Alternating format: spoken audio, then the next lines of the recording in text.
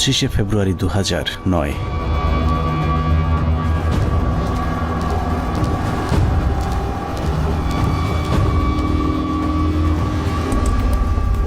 মহাজোট সরকার ক্ষমতায় আসার মাস দেড়েকের মাথায় বর্বরতম এক হত্যাকাণ্ডের মাধ্যমে ভেঙে দেয়া হয় সীমান্তে উঁচু করে যারা শত্রুর সামনে প্রাচীর হয়ে থাকত তাদের মেরুদণ্ড। বিডিআর সেনাবাহিনীর সমন্বয়ে গঠিত সুশৃঙ্খল একটি বাহিনীর মগজে বিষ বাষ্প ঢুকে উস্কে দেওয়া হয় হিংসা আর প্রতিশোধের আগুন। সেই আগুনেই পুড়েছে বিশ্বাস, আস্থা আর ভালোবাসায় তৈরি করা সাজানো গোছানো এক সুখের ঘর। পিলখানায় লাগা সে আগুনে শুধু যে 57 সেনা কর্মকর্তাই পুড়েছে তা নয়, সেই সাথে পুড়েছে কয়েক হাজার জওয়ানের সুখ, স্বপ্ন, সংসার। সীমান্ত অরক্ষিত করে ওদেরকে রক্ষিত করা হয়েছে কারারক্ষীদের ঘরে, যেই ঘরে দিন, মাস, বছর করে গুনে গুনে 15 বছর পার হয়েছে সীমান্ত রক্ষীদের। সেই থেকে ওপারের শত্রু যখন খুশি এপারে এসেছে কেউ তাদের বাধা দেয়নি, কারণ ওরাই ছিল আমাদের 1,44,000 বর্গ কিলোমিটার মানচিত্রের সীমানা প্রাচীর। যেই প্রাচীরে ক্ষত ধরিয়ে আমাদের মানচিত্রকে বিক্ষত করা হয়েছিল গেল 15টি বছর। মূলত 2009 সালের 25শে ফেব্রুয়ারি বিডিআরের হত্যাকাণ্ডই আমাদের গেল 15 বছরের ভাগ্য লিখে দিয়েছিল। এই 15 বছর বাংলাদেশের রাজনীতি, শিক্ষা, অর্থনীতি থেকে শুরু করে পুলিশ, প্রশাসন সবকিছু নিয়ন্ত্রণ করেছে ভারত, আর সবচেয়ে বেশি নিয়ন্ত্রণ করেছে বাংলাদেশ সেনাবাহিনীকে, যারাই ছিল একসময় আমাদের অহংকার। নারী, টাকা আর পদের লোভে সেনাবাহিনীর কিছু কর্মকর্তা তাদের মাথা বেচে দিয়েছিল ভারতের কাছে, যাদের পরিকল্পনাতেই খুন হয়েছিল দেশপ্রেমিক 57 জন সেনা কর্মকর্তা।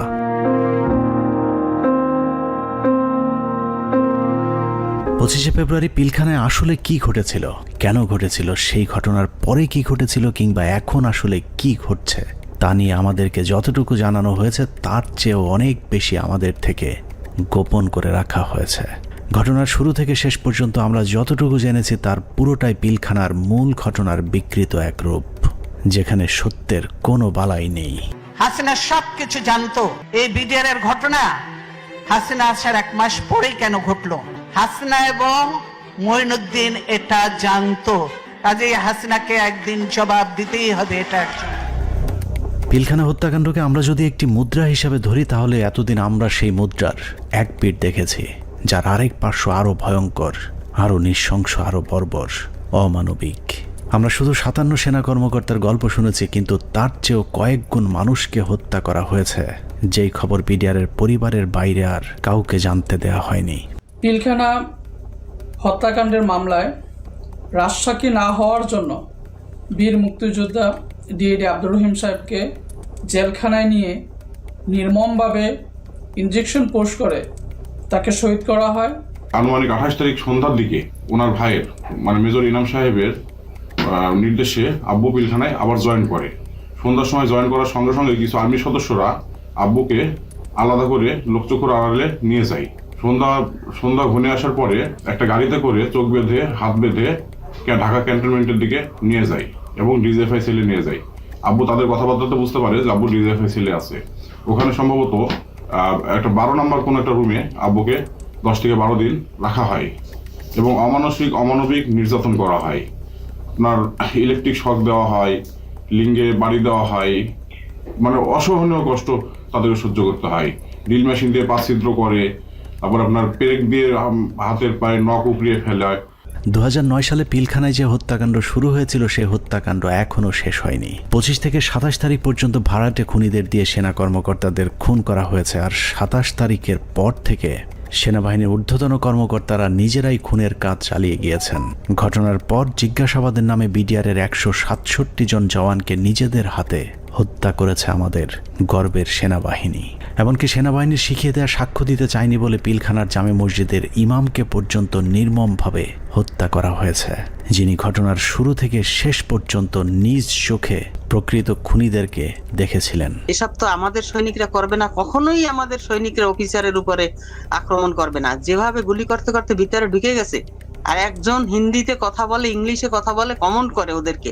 পিলখানার ঘটনার বেশিরভাগ তথ্য উপাত্ত আলামত নষ্ট করে দেওয়া হয়েছে।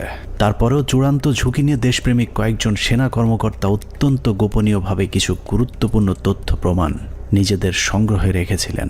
বিডিআর হত্যাকাণ্ডের দিন বেঁচে যাওয়া কিংবা পিলখানার বাইরে থেকে বারবার ভেতরে ঢুকে অফিসারদের জীবন বাঁচানোর চেষ্টা করা অথবা যারা ঘটনার সুষ্ঠু তদন্তের ব্যবস্থা করতে চেয়েছিলেন এরকম একদল সেনা কর্মকর্তার সহায়তায় আমাদের আজকের অনুসন্ধানটি করা হয়েছে।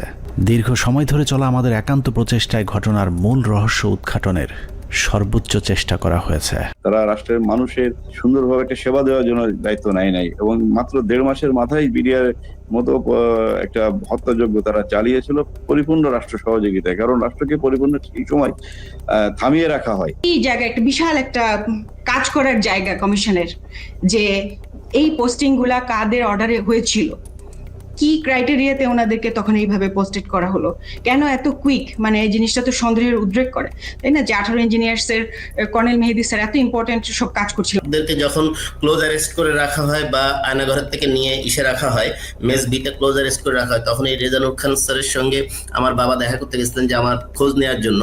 তখন উনি বলেন যে আপনার ছেলে মানে বাংলাদেশের সবচেয়ে বড় সন্ত্রাসী, তার কথা একদম ভুলে যান। পিলখানায় আসার আগের 2 বছর 3 বছর তারা আসলে কি করছিল, কোথায় তাদের পোস্টিং ছিল, তারা কাদের সাথে মেলামেশা করছে। আমাদের অনুসন্ধানে সহায়তাকারী এসব অফিসারদের সকলে বিডিআর হত্যাকাণ্ডের ঘটনায় নির্যাতনের শিকার।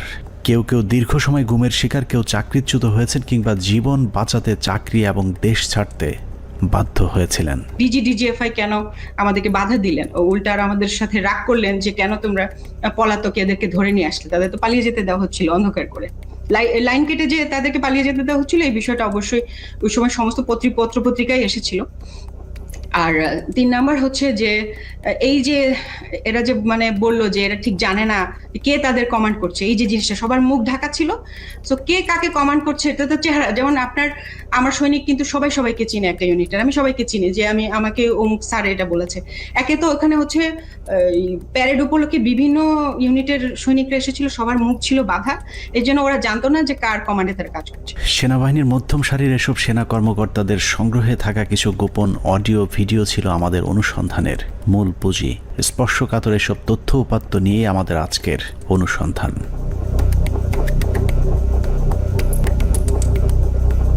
অনুসন্ধানের শুরুতেই একটি তদন্ত প্রতিবেদনের কয়েকটি লাইনে চোখ বোলানো যাক।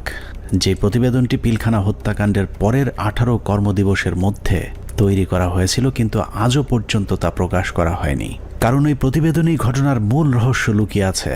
যদিও মূল ঘটনার 50 ভাগও প্রতিবেদনে উঠে আসেনি, যে কারণেই প্রতিবেদনের সীমাবদ্ধতায় বলা হয়েছে তদন্তের স্বার্থেই কমিটি কয়েকটি সংস্থার প্রধান গুরুত্বপূর্ণ ব্যক্তিকে জিজ্ঞাসাবাদ এবং বিভিন্ন গোয়েন্দা সংস্থার নিকট হতে গোয়েন্দা তথ্য সংগ্রহ করা আবশ্যক বলে মনে করেছে, কিন্তু পর্যাপ্ত সহযোগিতার অভাবে কাজগুলো করা সম্ভব হয়নি। ফলশ্রুতিতে পর্যাপ্ত তথ্য প্রমাণ সহ এই বিদ্রোহ এবং হত্যাকাণ্ডের মূল ষড়যন্ত্রকারীদেরকে শনাক্ত করা এবং ঘটনার পেছনের মূল কারণ বা মোটিভ উদ্ঘাটন করা সম্ভব হয়নি। এছাড়া প্রতিবেদনের মন্তব্যে বলা হয়েছে তদন্ত কমিটি সংশ্লিষ্ট গোয়েন্দা সংস্থা সমূহ যেমন এনএসআই, ডিজিএফআই, র্যাব, সিআইটি এবং পুলিশের এসবিকে তাদের সংগৃহীত বিভিন্ন গোয়েন্দা তথ্য প্রয়োজনীয় প্রমাণাদি পেশাগত দৃষ্টিকোণ থেকে বিশ্লেষণ করে কমিটির নিকট সরবরাহ করার জন্য অনুরোধ করেছিল, কিন্তু বর্ণিত সংস্থাসমূহ হতে কোনো সহযোগিতা পাওয়া যায়নি। প্রতিবেদনের এই লাইনগুলো পড়লেই বোঝা যায় পিলখানা হত্যাকাণ্ডের পরপর গঠিত ওই তদন্ত কমিটি ঘটনার মূল রহস্য উদ্ঘাটন করুক, এটা সরকার কিংবা সেনাবাহিনী কেউই চায়নি। ওই প্রতিবেদনের মতোই পিলখানা হত্যাকাণ্ডের সবকিছুই আমাদের থেকে আড়াল করে রাখা হয়েছে। 2009 সালের 25 ফেব্রুয়ারি সকালে পিলখানায় দরবার শুরুর পর থেকে 26 তারিখ বিকেল 5টা পর্যন্ত সরকারের পক্ষ থেকে যা কিছু করা হয়েছে সবই জিম্মি হওয়া সেনা কর্মকর্তাদেরকে হত্যার উদ্দেশ্যে, কাউকে বাঁচানোর জন্য নয়। 25 তারিখ সকাল থেকেই তৎকালীন প্রধানমন্ত্রী শেখ হাসিনা, 3 বাহিনী প্রধান, ডিজিএফআই, এনএসআই প্রধান, সামরিক সচিব তারেক সিদ্দিকী সহ সকলেই সেনা কর্মকর্তাদের হত্যার মিশন সম্পূর্ণ করবার জন্য শেখ হাসিনার তৎকালীন সরকারি বাসভবন যমুনায় অবস্থান করছিলেন।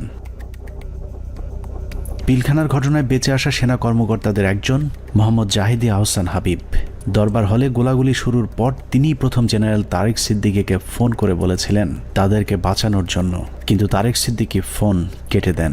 তারপর থেকে আর তারেক সিদ্দিকীকে টেলিফোনে পাওয়া যায়নি। আমাদেরকে যাতে সাহায্য করার জন্য, যাতে আর্মি যাতে আমাদেরকে হেল্প করে, তার জন্য আমি জেনারেল তারেককে আমি সাহায্য চেয়েছিলাম। আমি জেনারেল তারেকের সাথে জেনারেল শাকিলের কথা বলে দিয়েছিলাম আর্মিরা যাতে এখানে ইন্টারভেনশন করে, আর্মি যাতে পাঠায়, কিন্তু তারা কোনো আর্মি পাঠায়নি বা আমাদের কোনো সাহায্য করা হয়নি। পিলখানা থেকে বেঁচে ফেরা মেজর জায়েদের বক্তব্যের অনুরূপ তথ্য অপ্রকাশিত সেই প্রতিবেদনেও উঠে এসেছে, যেখানে বলা হয়েছে আনুমানিক সকাল 9:30 ঘটিকায় মহাপরিচালক বিডিআর স্বয়ং প্রধানমন্ত্রী, সেনাপ্রধান, মহাপরিচালক র্যাব এবং মহাপরিচালক ডিজিএফ এর সাথে ফোনে কথা বলেন। এ সময় বিডিআরের ডিজি সুনির্দিষ্টভাবে তাদেরকে জানান 44 রাইফেলস ব্যাটালিয়ন বিদ্রোহ করেছে। এছাড়াও অবরুদ্ধ অন্যান্য সেনা কর্মকর্তাগণও তাদের মোবাইলে সাহায্যের জন্য বিভিন্ন স্থানে টেলিফোন করেন ও SMS পাঠান। আত্মীয় স্বজন, বন্ধু বান্ধব ও সহকর্মীদের তাদের অসহায়ত্বের খবর জানান। সাহায্য প্রত্যাশায় আটকে পড়া কর্মকর্তারা জানায় দরবার হল বিদ্রোহী জওয়ানদের নিয়ন্ত্রণে, আমরা বন্দী, আর কথা বলা যাচ্ছে না, দ্রুত ব্যবস্থা নিন, আর হয়তো দেখা হবে না, তুমি ভালো থেকো, আমার সন্তানদের যত্ন নিও, ইত্যাদি ইত্যাদি। প্রতিবেদনের এতটুকু অংশ পড়লেই বোঝা যাচ্ছে যে সকাল 9:30টায় প্রধানমন্ত্রী, সেনাপ্রধান, র্যাব ডিজি এবং ডিজিএফআই, NSI সহ সকলেই বিডিআরের ডিজি মেজর জেনারেল শাকিল আহমেদের পরিণতি কি হতে যাচ্ছে তা জেনে গিয়েছিলেন। তারপরেও কোনো পদক্ষেপ নেওয়া হয়নি। সাথে প্রায় 1 প্লাটুন আমার র্যাব ছিল, আমার সাথে আরো 2-3 জন অফিসার ছিল। আমি মেজর রাজনের কথা বলেছি, মেজর রাজন অলথু আমার সাথে ছিল, আমার সাথে আরো 2-3 জন পুলিশ অফিসার ছিল। মেজর জুলকার তখন সম্ভবত সে ক্যাপ্টেন জুলকার ছিল, ক্যাপ্টেন ইয়াসির ছিল। আপনার ওইদিকে আমার 5 নম্বর গেটে মেজর আমিন ছিল, আমার টুয়াইসি বর্তমানে সে প্রবাসী। মেজর আমজাদ ছিল, আমার সঙ্গে ছিল আরো আপনার এসপি শহীদ ছিল, আমার অ্যাডজুটেন্ট খালিদ, ক্যাপ্টেন খালিদ ছিল। তো অসংখ্য অফিসার, প্রায় 7-8 জন আমার মিলিটারি এবং পুলিশ অফিসার সব মিলে প্রায় আমি মনে 7-8 আরো বেশি 10-12 জন আমরা 4 নম্বর 5 নম্বর গেটে ছিলাম। আমরা কিন্তু কমপ্লিটলি একটা অল্টারকেশনের ভিতরে ছিলাম। আমরা বারবার এই তৎকালীন আমি এডিজি কেই বেশি করে বলবো, কারণ এডিজি কর্নেল রেজানুর, আমি এখনো অবাক হচ্ছি যে এই ব্যক্তিটিকে কেন প্রশ্নের সম্মুখীন করা হয়নি। তখনও কিন্তু সুযোগ ছিল তাকে প্রশ্ন করার, তখন করা হয়নি, কিন্তু এখনো কেন করা হচ্ছে না। এই ব্যক্তিটি কিন্তু আমাদেরকে বারবার বাধা দিয়েছে যে আমরা যেন ভিতরে প্রবেশ না করি। সে যমুনা ভবনের থেকে সে বারবার বলছিল এবং ফের রেফারেন্স দিচ্ছিল প্রাইম মিনিস্টারের, যে উনি বলেছেন একটা আলোচনা হবে, কেউ যেন আমরা এখানে বিডিআর গেটে কোনো ধরনের আক্রমণ না করি এবং ভিতরে ঢোকার চেষ্টা না করি। ততক্ষণে সেনাবাহিনী এবং র্যাবের বেশ কয়েকটি দল পিলখানার বিভিন্ন গেটে অবস্থান নিয়েছিল। ভেতরের পরিস্থিতি ক্রমেই নিয়ন্ত্রণের বাইরে চলে যাচ্ছে সেই খবর তাদের কাছেও পৌঁছেছিল, কিন্তু তাদেরকে পিলখানার ভেতরে অভিযান চালানোর পথে বাধা সৃষ্টি করে রেখেছিল সেই একই জায়গা থেকে। রেজাকে সেখানে কর্নেল রেজানুর খান, র্যাবের এডিজি, সে থামাই দেয় যে কোনোভাবে, সে ঢুকতে পারে নাই। সেটা কিন্তু আমি বলতেছি অ্যারাউন্ড 9 AM আমরা আসবার আগে, যেটা আমাকে রেজা, আমি ওখানে যাওয়ার পরে 10:30টার সময় রেজা আমাকে ব্রিফ করে যে স্যার এই অবস্থা, আপনারা কি ঢুকতে পারবেন? তখন আমি জেনারেল হাকিমকে বলি, উনি বললেন যে না, এখন ঢোকা যাবে না। CGS, chief of general staff, general Moeen তো তখন পতিতা হাসিনার কাছে বঙ্গভবনে বসে অপেক্ষা করতেছে আদেশ শুনবার জন্য, নিজে থেকে কোনো সেনাপ্রধান হিসেবে কোনো অর্ডার দেয় নাই। এখানে একটা জিনিস ক্লিয়ার করি, এই বিডিআর অপারেশনের সময় 3 জন, এটা তো আর্মির অ্যাকশন, এটা কোনো পলিটিক্যাল কোনো কিছু হওয়ার কথা না, 3 জনের কমান্ডের দায়িত্ব ছিল। একটা ছিল সেনাপ্রধান জেনারেল মইনু আহমেদ, সে যেহেতু হাসিনার সাথে বসে আছে গণভবনে, তখন কিন্তু যমুনায়, গণভবন না যমুনায় বসে আছে। আর তার বর্তমানে chief of general staff major general সিনাইব জামালি, তার আদেশ দেওয়ার কথা, হ্যাঁ ভিতরে ঢুকো। আর অন দ্য স্পট কমান্ডার একজন। এখানে আমরা অনেক অফিসার ছিলাম, কিন্তু সবাই কমান্ডার দায়িত্ব সেখানে পায় না। নিয়ম অনুযায়ী ব্রিগেডিয়ার জেনারেল হাকিমের অন দ্য স্পট কমান্ডার, 3 জনের একজনের কাছ থেকে যদি আমরা আদেশ পাইতাম আমরা ভিতরে ঢুকতাম। অনুমতি দিচ্ছে করে চলতে থাকে কালক্ষেপণ। 9:30 থেকে শুরু করে 11টার মধ্যে বেশিরভাগ অফিসারদের হত্যা করা হলেও কিছু কর্মকর্তা পালিয়ে যাবার কারণে হত্যার মিশন অসম্পূর্ণ থেকে যায়, যা শেষ করতে সময় লাগে পরদিন বিকেল 5টা পর্যন্ত। তবে দরবার হলের সামনের হত্যাকাণ্ড শেষে খুনিদের প্রথম দলকে বের করে দেওয়ার ব্যবস্থা করা হয়। 12:30 পিলখানার 3 নম্বর গেটের সামনে বিডিআরের পক্ষ থেকে শতাধিক মানুষের একটি মিছিল বের করা হয়।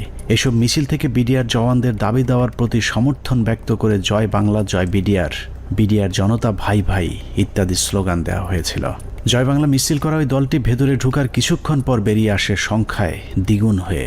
ধারণা করা হয় ওই মিছিলের মাধ্যমেই খুনিদের একটি অংশকে ভেতর থেকে নিরাপদে বের করে দেওয়ার সুযোগ করে দেওয়া হয়। যেখানে আর্মির অপারেশন, আর্মির করবার কথা, সেখানে বিভিন্ন আওয়ামী লীগের পলিটিক্যাল লোকজন ভিতরে ঢুকতেছে যাইতেছে। এর মধ্যে আমরা দেখতে পাচ্ছি আমাদের কাছে অফিসারদের কাছে বাইনকুলার, তাপস, মির্জা আজম, নানক, শেখ সেলিম, এরা সবাই কিন্তু যাওয়া আসা করতেছে ভিতরে। এবং এর মধ্যে আবার দেখলাম কি ছাত্রলীগ যুবলীগ মিলে একটা মিছিল বলে ওই নিউ মার্কেটের গেট থেকে ঢুকলো, তারা 20-25 জন হবে। তারা ঢুকে ওখানে কিছুক্ষণ, পুরাটা তার দেখা যায় না। আবার ঘন্টাখানেক পরে দেখলাম কি সেই মিছিল, তাদের হাতে কিন্তু আওয়ামী লীগের ব্যানার আছে, সেই মিছিল বের হয়ে যাচ্ছে। সেটা সংখ্যা হচ্ছে লোকের এখন 100 থেকে উপরে, 100-125 জন ঢুকছিল, 25 জন বাইরে হয়ে যাচ্ছে। সাথে সাথে আমরা সেটে যারা ছিল তাদেরকে জানালাম যে দেখো এই মিছিলটাকে আটকাও, এদের মধ্যে থেকে কিন্তু ভিতরে যারা কিলার তারা বের হয়ে তাদেরকে বের করে নিয়ে যাওয়া হইতেছে। বিডিআর কমপ্লেক্স যে ভিতরে যত সৈনিকরা ছিল তখন সবাই জাগো বলে যে যেদিকে পারলো বেরিয়ে চলে গেল। এটা হওয়ার কথা না। একটা ট্রেন সোলজার একটা এইভাবে পালিয়ে যেতে পারে না, যখন যতই গুলি হোক, কেননা তার কাছে কোনো অর্ডার আসেনি। এবং এই সময় কিছু অফিসারও কিন্তু পালিয়ে গিয়েছিল। তো আমাদেরকে বের করতে হবে হু অল অর, মানে ওই অফিসাররা কারা কারা। এই সময় পালানোর কথা না।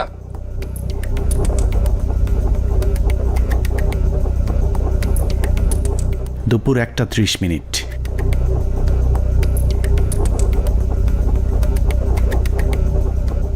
খুনের প্রথম পর্ব শেষ হবার পর শুরু হয় দ্বিতীয় পর্ব। বেলা বাড়ার সাথে সাথে দরবার হলে নৃশংস হত্যাযজ্ঞের খবর ছড়িয়ে পড়ে পুরো পিলখানায়। এতে অধিকাংশ বিডিআর সদস্যরা আতঙ্কিত হয়ে পড়েন। বিডিআর সদস্যরা যেভাবে পেরেছে পালিয়ে যাওয়ার চেষ্টা করতে থাকে, কিন্তু বাকি অফিসারদের খুঁজে বের করে হত্যার জন্য সরকারের আরও কিছুটা সময় প্রয়োজন ছিল, যে কারণে বিডিআর জওয়ানদের চাঙ্গা করতে শুরু হয় সরকারের নতুন ষড়যন্ত্র। নাটকের এই পর্বে মঞ্চে আসে মুন্নি সাহা এবং জয় মামুন, যারাই প্রথম গুজব ছড়িয়ে দেন পিলখানায় অপারেশন ডাল ভাতের টাকা নিয়ে অসন্তোষের কারণেই বিডিআরের ডিজিকে জিম্মি করেছে বিডিআরের জওয়ানেরা। এর পরপরই সেনাবাহিনী নিয়ে নানা ধরনের উস্কানিমূলক তথ্য প্রচার করতে থাকে বিশেষ কয়েকটি গণমাধ্যম। অফিসারদের কি অবস্থা, অফিসার যারা ছিল দরবার হলে যারা ছিল তাদের কি অবস্থা? তারা অনেকে ভেঙে গেছে, অনেকে আমাদের জিম্মিতে আছে, তাদেরকে কিছু করা হয়নি। ওরা খুব ভালোভাবে জানে বিডিআর এর প্রতি কি অন্যায় অবিচার চলে। আপনাদের তো অনেক দিনের এটা ক্ষোভ, আজকে কেন, আজকে কোন পরিপ্রেক্ষিতে এটা করলেন? উনি বোঝেন না, উনি খালি আশা দেয়। এখন আমরা ওনাদেরকে আটক অবস্থায় রাখছি যাতে আমাদের দাবিগুলা মাননীয় প্রধানমন্ত্রী এবং স্বরাষ্ট্রমন্ত্রী আমাদের দাবি মানবেন। দেখছিলেন মুন্নি সাহার সঙ্গে বিশেষ। এ সময় নিজেদের লেখা বিভিন্ন ধরনের লিফলেট বিডিআরের নামে প্রচার করে গুজব ছড়াতে থাকে স্থানীয় আওয়ামী লীগের নেতাকর্মীরা। পিলখানার ভেতরেও ততক্ষণে বিডিআরের মাঝে ছড়িয়ে দেওয়া হয়েছে মিডিয়া এবং জনগণ আমাদের সাথে আছে। অপারেশন ডাল ভাতের টাকা মেরে খাওয়া সেনাবাহিনীর প্রতি এমনিতেই অনেকের ক্ষোভ ছিল, তার উপর সেনাবাহিনী যে কোনো সময় হামলা চালাতে পারে এমন গুজব ছড়িয়ে অস্ত্র হাতে তুলে দেওয়া হয় বিডিআরের সাধারণ জওয়ানদের হাতে। একদিকে আওয়ামী লীগের বিডিআরের পক্ষে মিছিল, অন্যদিকে গণমাধ্যমের উস্কানিতে হত্যাকাণ্ডে অংশ নেয়নি এমন অনেকেও দুপুরের পর বিদ্রোহী হয়ে ওঠে। জিনিসপত্রের দাম কারা বাড়াইছে শুনবেন? অরিজিনাল সেনা কর্মকর্তারা বিডিআর কে দিয়ে দাম বাড়াইছে। আস্তে আস্তে বর্ডার থেকে সমস্ত মাল নিয়ে আসতো, নিয়ে আসা স্ট্রোক করতো বিডিআর এর প্যারেড গ্রাউন্ডে। স্ট্রোক করে সেই মালগুলি দেশবাসী মাধ্যমে অনেক দিন পর সাপ্লাই করতো, যার কারণে অনেক দাম বেড়ে যেত জিনিসগুলির। যত ডাল ভাতের টাকা আছে সব মেরে খেয়ে ফেলেছে। ডাল ভাতের নামে তারা কোটি টাকা হাতিয়ে নিয়ে গেছে, কোটি টাকা হাতিয়ে নিয়ে গেছে ডাল ভাতের নামে। এরই মধ্যে গণভবনের নতুন ষড়যন্ত্রের অংশ হিসেবে আওয়ামী লীগ নেতা জাহাঙ্গীর কবির নানককে পিলখানার 4 নম্বর গেটে পাঠানো হয়। পিলখানার চারপাশের এলাকা থেকে বাড়িঘর ফেলে মানুষ যখন সরে যাচ্ছিলেন, তখন বীর দর্পে 4 নম্বর গেটের দিকে এগিয়ে যান আওয়ামী লীগের তৎকালীন এলজিআরডি প্রতিমন্ত্রী জাহাঙ্গীর কবির নানক, ফজলে নূর তাপস এবং হুইপ মির্জা আজম। অন্যদিকে প্রস্তুত ছিলেন সাংসদ মাহবুবারা গিনি এবং ওয়ারেসাত হোসেন সহ আওয়ামী লীগের বেশ কয়েকজন নেতাকর্মী। একজন মহিলা এমপি, তো মহিলা এমপিকে কাছে আসার পরে তখন আমি চিনতে পেরেছিলাম। তো আর ওনাদের দুজনকে তো আমি চিনি। তো ওনারা এসে আসে জানানোর পরে ফরেস্টের কাছে এসে মহিলারা জিজ্ঞেস করলেন যে আমি কি একটা সাদা পতাকা পেতে পারি? তো স্যার তখন পিছন দিকে ঘুরে তাকালেন, ঘুরে তাকিয়ে সৈনিককে জিজ্ঞেস করলেন যে তোমাদের কারোর কাছে কোনো সাদা পতাকা বা এরকম কোনো কিছু আছে কিনা। তো তৎপরিবর্তিতে ওখান থেকে ওরকম সাদা পতাকার কোনো কিছু না পাওয়াতে উনি স্যার বললেন যে আমার কাছে একটা রুমাল আছে, এটা চলবে কিনা। উনি ওটা দিয়ে দিলেন, বাট উনারা এই সময় স্যার কিন্তু ওনাদেরকে জিজ্ঞেস করলেন যে আপনারা যে এখান দিয়ে যাবেন তো ওখান থেকে গুলি হচ্ছে, তো তখন ওই মহিলা এমপি গিনি বলেছিলেন যে না আমাদেরকে গুলি করবেন বা গুলি আসবে না আমাদের দিকে, আপনি এটা নিয়ে চিন্তা করবেন।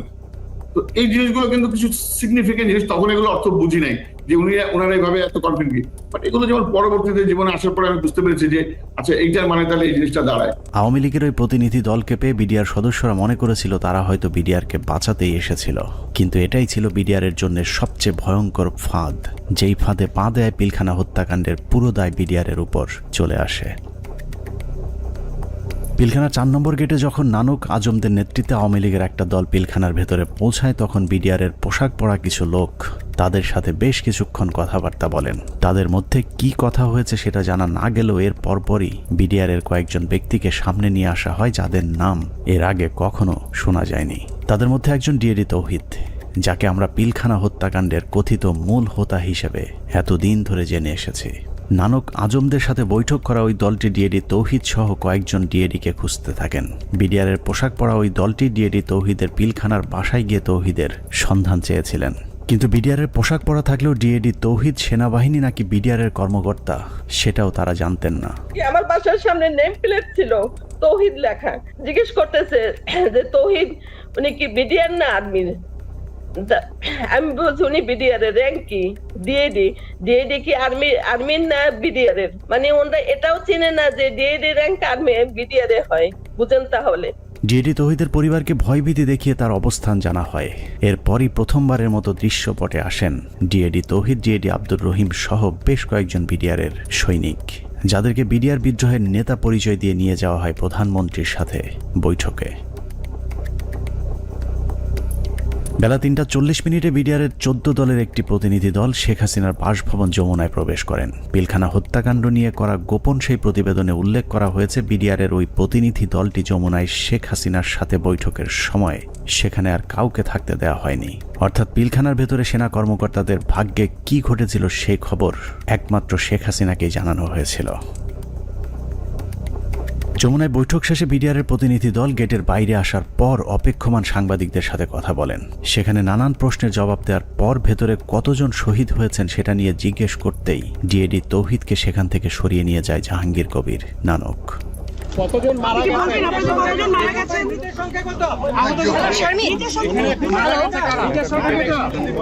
হাসিনার সাথে বিডিআরের সেই বৈঠকের মূল উদ্দেশ্য অফিসারদেরকে বাঁচানো কিংবা বিডিআরের আত্মসমর্পণ নয়, বরং বিডিআরকে জানিয়ে দেওয়া হয়েছিল কোনোভাবেই আত্মসমর্পণ করা চলবে না। যদিও বৈঠকের পর জানানো হয় বিডিআর অস্ত্র সমর্পণে রাজি হয়েছেন, কিন্তু ডিএডি তৌহিদকে পিলখানার ডিজি বানানো থেকে শুরু করে পিলখানার পরবর্তী ঘটনাবলী সবই ছিল শেখ হাসিনার তৈরি করা নাটকেরই অংশ।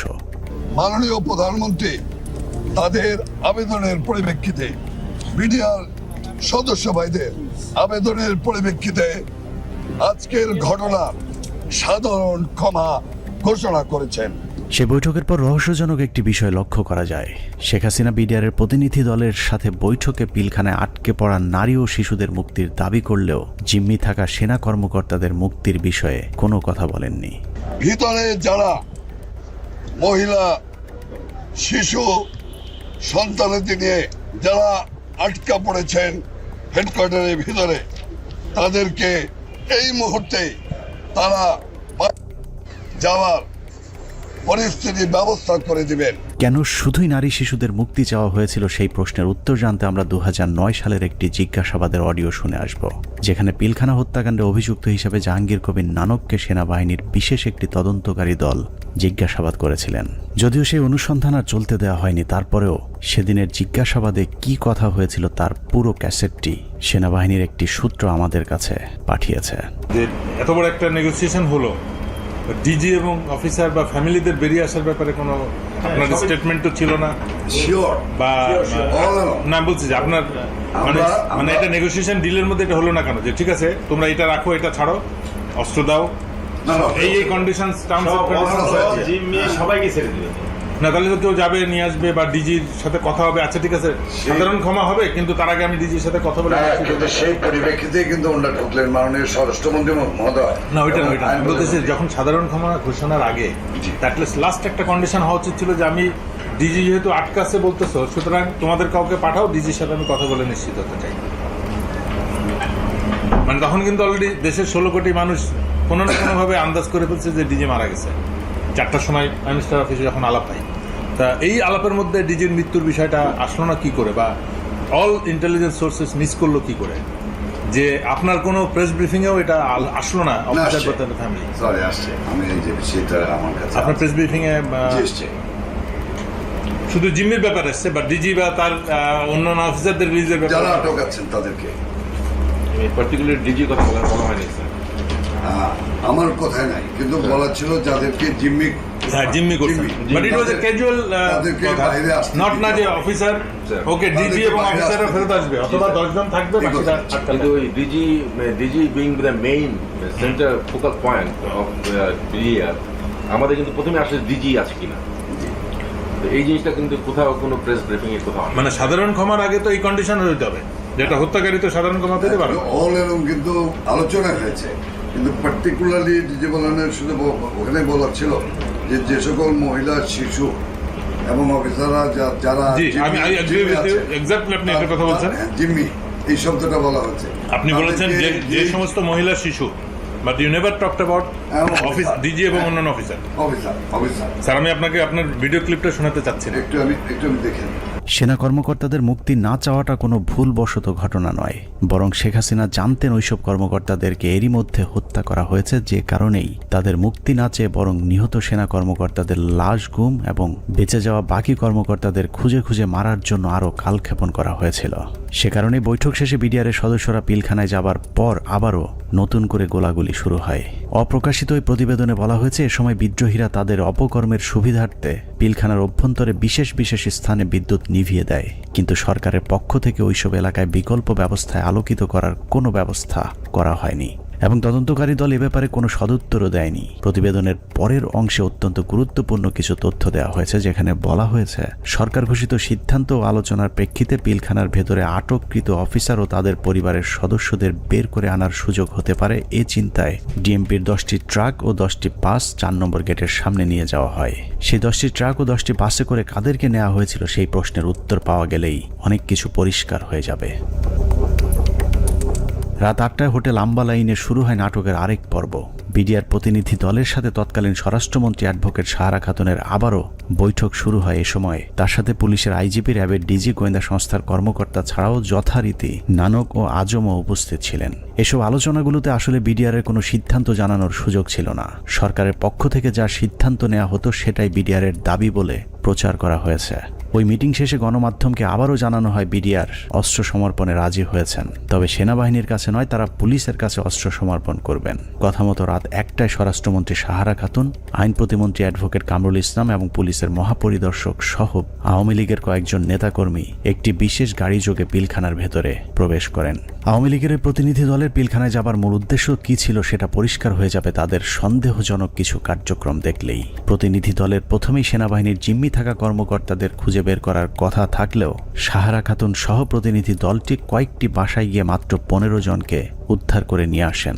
অথচ সেনাবাহিনীর কর্মকর্তারা কোথায় আছেন, তাদের পরিবারের কি পরিণতি হয়েছে, এ ব্যাপারে কোনো আগ্রহ দেখায়নি আওয়ামী লীগের ওই প্রতিনিধি দলটি। গণমাধ্যম যেন এ বিষয়ে কোনো প্রশ্ন তুলতে না পারে সেজন্যও শুধুমাত্র বিটিভির একজন পরীক্ষিত আওয়ামী সাংবাদিককে পিলখানার ভেতরে নিয়ে যাওয়া হয়, যার নাম মুশফিকা নাজনীন, যিনি মুন্নি শাহর ঘনিষ্ঠ বান্ধবী। 25 তারিখ থেকে পরবর্তী কয়েকদিনের সব অপকর্মের সাক্ষী সাংবাদিক মুশফিকা নাজনীনকে জিজ্ঞাসাবাদ করলে ওই রাতের অনেক প্রশ্নের উত্তর পাওয়া যাবে। সেই রাতে সবচেয়ে রহস্যজনক ঘটনা হলো, হোটেল আম্বালায় বৈঠক শেষে সাংবাদিকদের জানানো হয়েছিল বিডিআর সেনাবাহিনীর পরিবর্তে পুলিশের কাছে অস্ত্র সমর্পণে রাজি হয়েছে। অথচ সরকারের প্রতিনিধি দলটি 10,000 বিডিআরের অস্ত্র জমা নিতে পিলখানায় আইজিপি ছাড়া কোনো পুলিশ সদস্য তাদের সাথে নেয়নি। ভেতরে কেন পুলিশ নিয়ে যাওয়া হয়নি সেই বিষয়টি জানতে 2009 সালের 27 ফেব্রুয়ারি অ্যাডভোকেট কামরুল ইসলামকে জিজ্ঞাসাবাদ করেছিল তদন্তকারী দল। সেই রেকর্ডের একটি কপি আমাদের অনুসন্ধানে উঠে এসেছে। কোর্টের থেকে যখন বেরিয়ে আসেন মাননীয় স্বরাষ্ট্রমন্ত্রী বলেন যে ঠিক আছে আপনারা জমা দিতে থাকেন, আমরা যাই। না জমা রাখার পর যেটা উনি বাইরে এসেও মিডিয়াকে বলেছিলেন, হ্যাঁ ওনারা জমা দিচ্ছেন, আমি চলে আসছি। হ্যাঁ এইটাই মনে হয় এরকম চাবি নিচে না দিয়েছে সকাল পর্যন্ত তারা সব জমা করে দেবে, আমাদের 8টা সাড়ে 8টার মধ্যে আমরা আবার পুলিশের হ্যান্ড ওভার করে দেবে পিটিআই। এটাই কিন্তু ফাইনাল কথা আমাদের সাথে সেই অনুযায়ী সকালে আমরা গেছি ওখানে মানে পুলিশকে হ্যান্ড ওভার করবে কিন্তু কোনো পুলিশ যায়নি ভিতরে সকালে তো পুলিশ সকালে তো আবার না বলছি যে না রাত্রে যে হ্যান্ড ওভার হলো রাত্রে তো পুলিশের কাছে যায় নাই অস্ত্র না সুতরাং তাদের কাছে ছিল তাদের কাছে রয়ে গেল যাই হোক পুরো ঘটনাটা যে পরিকল্পিত সেটা বিটিভির ধারণ করা ওই ফুটেজ দেখলেই বোঝা যাবে। বিডিআরের সকল সদস্যের অস্ত্র সমর্পণ করার কথা থাকলেও হাতে গোনা কয়েকজন তাদের অস্ত্র জমা দেয়। ছোট একটি টেবিলের উপর যখন বিডিআর সদস্যরা অস্ত্র জমা দিচ্ছিল, ঠিক একই সময়ে অন্য বিডিআর সদস্যরা অস্ত্র হাতে নিয়ে বীরের মতো পাশে হাঁটাহাঁটি করছিলেন। ঘটনার এখানেই শেষ নয়। অস্ত্র সমর্পণের নাটক শেষে যারা অস্ত্র জমা দিয়েছিলেন তারাই আবার জমা দেওয়া অস্ত্রগুলো হাতে তুলে নিচ্ছিলেন। বিটিভির ক্যামেরাম্যান হয়তো ভুলক্রমে নাটকের বাইরের ওই দৃশ্য ধারণ করে ফেলেছিলেন। 25 তারিখ রাত যতই গভীর হয়েছে, সরকারের ষড়যন্ত্র ততই দিনের মতো পরিষ্কার হতে থাকে। সরকারের পরিকল্পনায় রাতে বিডিআরের আত্মসমর্পণের দাবি করে পিলখানায় ঢোকা সরকারি প্রতিনিধি দল ভোর 4:10 বেরিয়ে আসে নিজেদের বাছাই করা মাত্র 15 জন জিম্মিকে উদ্ধার করে।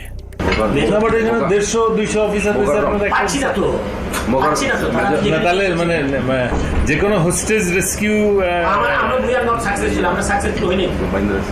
মানে যে কোনো হোস্টেজ রেস্কিউ অপারেশনের প্রথম তো আমার হোস্টেজের কে কে আছে, অফিসার এবং তার পরিবার। কয়জন অফিসারকে আমার সাথে আনলাম, কয়জন প্লাস হোস্টেজের মধ্যে সব থেকে বড় হোস্টেজ যেটা ডিজি এবং তার পরিবার, তাদের কেউই আসলো না। তাদের বেঁচে আছে না মরে গেছে তাও জানলাম না। তাহলে হোস্টেজ অপারেশন কি হবে? ওরা তো একটা হোস্টেজ রেস্কিউ করতে যান, ইনসিডেন্টালি তখন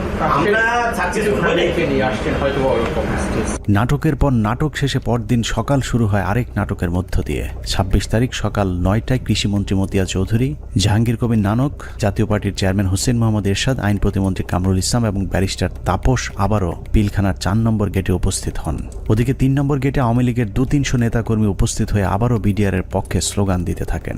এক পর্যায়ে মিছিলটি পিলখানার ভেতরে ঢুকে যায়। তবে ভেতরে যে কজন ঢুকেছিলেন তার চেয়ে কয়েক গুণ বেশি লোকজন নিয়ে পিলখানা থেকে কিছুক্ষণ পরে বেরিয়ে আসে আওয়ামী লীগের ওই মিছিলটি। 27 তারিখ তো 26 তারিখে একটা মাইক্রোবাসে করে বাইরের যে লোকেরা ভেতরে ঢুকেছিল তারা বের হয়ে যায়। 26 তারিখ দুপুর 2:30 12 সদস্যের মহাজোট মধ্যস্থকারী কমিটি গঠন করা হয়। আওয়ামী লীগ নেতা আব্দুল জলিলের নেতৃত্বে এই কমিটি আবারও হোটেল আম্বালাইনে বিডিআরের সাথে লোক দেখানো বৈঠক করেন। বৈঠক শেষে স্বরাষ্ট্রমন্ত্রী সাহারা খাতুন, জাহাঙ্গীর কবির নানক এবং মির্জা আজম আবারও 4 নম্বর গেট দিয়ে পিলখানায় প্রবেশ করেন। বিকেল 5টায় শেষবারের মতো আবারও ঘোষণা দেওয়া হয় বিডিআর অস্ত্র সমর্পণ করবে।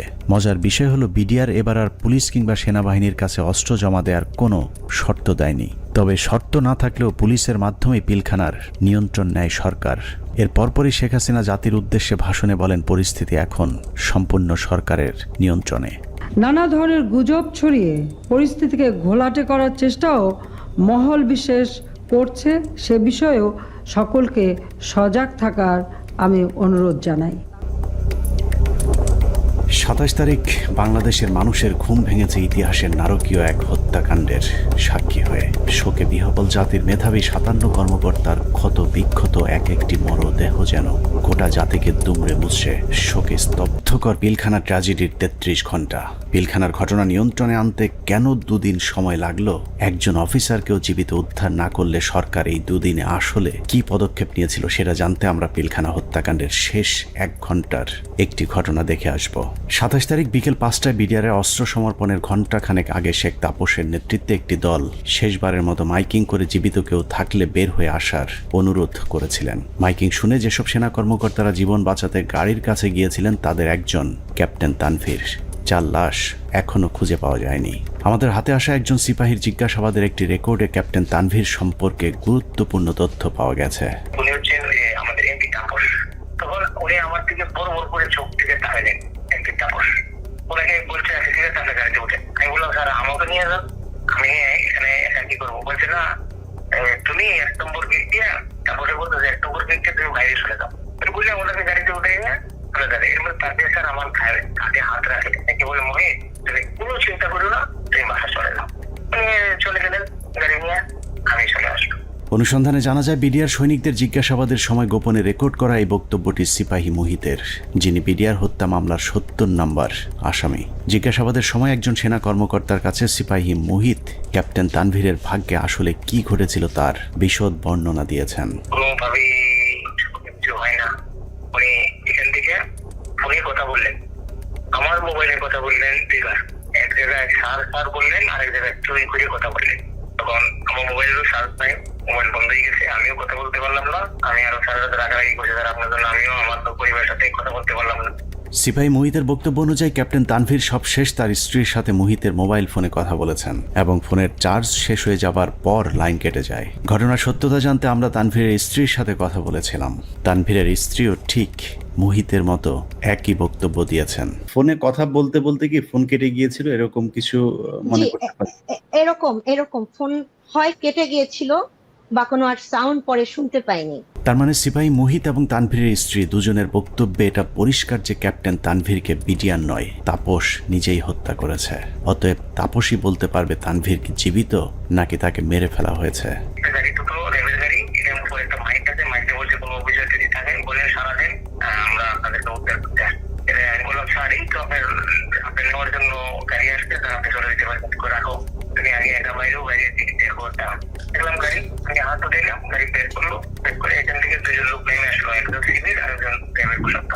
আমাকে বললো যে কি করছে, এখানে একজন অফিসার আসে, এরা আসলো, আসা করে জিজ্ঞেস করলো যে আপনি কে? উনি বলছেন যে আমি ক্যাপ্টেন তানভীর। উনি হচ্ছেন আমাদের এমপি তাপস, যে লোকটা এই লোকটা হচ্ছে এমপি তাপস সাহেব। তখন ওরে আমার দিকে বড় বড় করে চোখ থেকে তাকালেন এমপি তাপস, ওনাকে বলছে তাদের গাড়িতে উঠে। সূত্র জানিয়েছে মুহিতের জিজ্ঞাসাবাদের এই রেকর্ডটি সিআইডিতে থাকাকালীন সেনাবাহিনী এবং র্যাবের কয়েক দফা জিজ্ঞাসাবাদ শেষে মুহিতকে সিআইডিতে জিজ্ঞাসাবাদের সময় মুহিত বলেন, আমার কোনো দোষ নেই, আমার অপরাধ একটাই, তা হলো জিজ্ঞাসাবাদে আমি ক্যাপ্টেন তানভীরকে তাপসের গাড়িতে তুলে দেওয়ার কথা সেনাবাহিনীর কর্মকর্তাদেরকে জানিয়েছিলাম। কোনো একটি জিজ্ঞাসাবাদের সময় তাপস নিজে উপস্থিত থেকে মুহিতকে নির্যাতন করেছেন বলেও অভিযোগ করতে শোনা যায় সিপাহী মুহিতের ওই গোপন রেকর্ডে। আমি তানভীর স্যারকে পাঠাইছি, তানভীর স্যারকে তার গাড়িতে উঠে দিচ্ছি, উনি যা বলবে তাই। উনি যদি আমি বলে যে আমি ওনাকে পাঠাই না, তাহলে আমার বাড়িটা তিনি বলছি তাপসের কথা, আমাকে এমন পিছনে দিল, দিয়ে আমাকে নিয়ে আবার সেনের ভিতরে রাখলো। রাখার পরে আবার লোক আসছে, তাপস সাহেব আসবে, তাপস সাহেবকে নিয়ে আসে তারা। এনে বলে স্যার ওই সাবার বেটা সবাই আপনার বলে আপনাকে তানভীরকে আপনি নিয়ে আসতেন, নিয়ে সে এমন জোরে থাপ্পড় মারলো আমাকে একটা, আমি একটা বাড়িতে বলে গেলাম। উঠাইলো, উঠাই বলছে তুই এই কথা আর কখনো যাতে তোর মুখ দিয়া না আসে। পিলখানা ট্র্যাজেডির 33 ঘন্টা মূলত সেনাবাহিনীর যেসব অফিসার বেঁচে ছিলেন তাদেরকে খুঁজে খুঁজে মারার জন্যই কালক্ষেপণ করা হয়েছিল, যে অভিযানের শেষ হয় তানভীরকে গুম অথবা খুন করার মধ্য দিয়ে। বিএম এর ক্যাডেট দিয়ে দিতে পারতো, 5 জন করে প্রত্যেক বছর এখানে দেওয়া যায়, সেটা যদি না দিতে পারতো তাহলে তাদের দিতে পারতো। কিন্তু এরা তো জানে যে এটা আমার অফিসার না, সে জানে যে এটা আর্মির অফিসার। আপনি থেকে পার্মানেন্ট যদি চলে আসতো তাহলে সে জানতো এটা আমার অফিসার, কোন অবস্থায় মারতো না, মারতে গেলে নিজেদের মধ্যে যুদ্ধ লেগে যেত। পিলখানা ট্র্যাজেডি বলতে আমরা শুধুই 25 থেকে 27 ফেব্রুয়ারির হত্যাকাণ্ডকেই জানি, কিন্তু পিলখানার মূল ট্র্যাজেডির শুরু হয়েছিল বিডিআর অস্ত্র সমর্পণের পর। সিপাহী মুহিতের মতো যারাই মূল ঘটনা তুলে ধরতে চেয়েছিলেন তাদেরকেই ঠান্ডা মাথায় হত্যা করা হয়েছে। 2009 সালের মার্চের 3 তারিখ বিডিআরেরা কাজে যোগ দেওয়ার পর থেকে জিজ্ঞাসাবাদের নামে সেনাবাহিনী মোট 108 জন বিডিআর জওয়ানকে হত্যা করেছে। এদের মধ্যে কয়েকজন ঘটনার পরিকল্পনার সাথে জড়িত, বাকিরা গুরুত্বপূর্ণ সাক্ষী। নিরীহ এসব বিডিআর সদস্যদের মৃত্যুর কারণ, পোস্টমর্টেম রিপোর্ট কিংবা হত্যাকাণ্ডের তদন্ত কোনো কিছুতেই বিডিআর পরিবারকে হস্তক্ষেপ করতে দেওয়া হয়নি। এমনকি গণমাধ্যমে কথা বলা নিয়েও দেয়া হয়েছিল কঠোর নিষেধাজ্ঞা।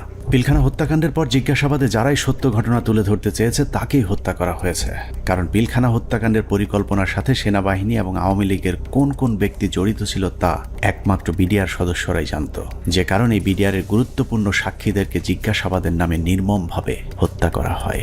আমি কেন 16 বছর জেল খাটলাম, এই জেল খাটার যে কারণ, এই কারণ আজ পর্যন্ত আমি আবিষ্কার করতে পারি নাই।